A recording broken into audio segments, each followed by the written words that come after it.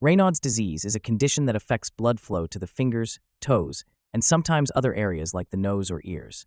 It happens when the small blood vessels overreact to cold temperatures or stress, causing them to narrow too much and temporarily limit blood supply. This leads to color changes in the skin, typically turning white or blue, followed by redness when blood flow returns. Raynaud's can be uncomfortable, but is usually not dangerous on its own. However, in severe cases, it can lead to sores or tissue damage. There are two types of Raynaud's, primary and secondary. Primary Raynaud's happens on its own without an underlying condition and is the most common type. It's usually mild and doesn't lead to serious problems.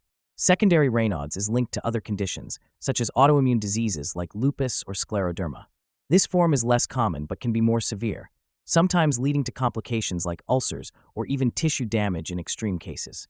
Symptoms of Raynaud's include fingers or toes turning white or blue in response to cold or stress, numbness or tingling, and a throbbing sensation or redness as blood flow returns. Episodes can last from a few minutes to over an hour, depending on the severity. The triggers vary from person to person, but exposure to cold, emotional stress, and even handling cold objects can bring on an episode. Diagnosis is based on symptoms and sometimes tests that measure blood flow in the fingers. If secondary Raynaud's is suspected, blood tests may be done to check for autoimmune conditions. Treatment depends on the severity. For mild cases, lifestyle changes help manage symptoms. Keeping hands and feet warm by wearing gloves and thick socks, avoiding sudden temperature changes, and managing stress can reduce episodes. Avoiding smoking and caffeine is also recommended since they can constrict blood vessels. For more severe cases, medications like calcium channel blockers or vasodilators can help improve blood flow. In rare cases where blood supply is severely restricted, procedures or surgery may be needed.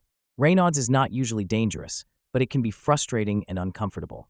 Learning to manage triggers and protect extremities from cold can greatly reduce symptoms. If you experience frequent color changes in your fingers or toes along with numbness or pain, seeing a doctor can help determine if it's primary Raynaud's or if an underlying condition needs to be addressed.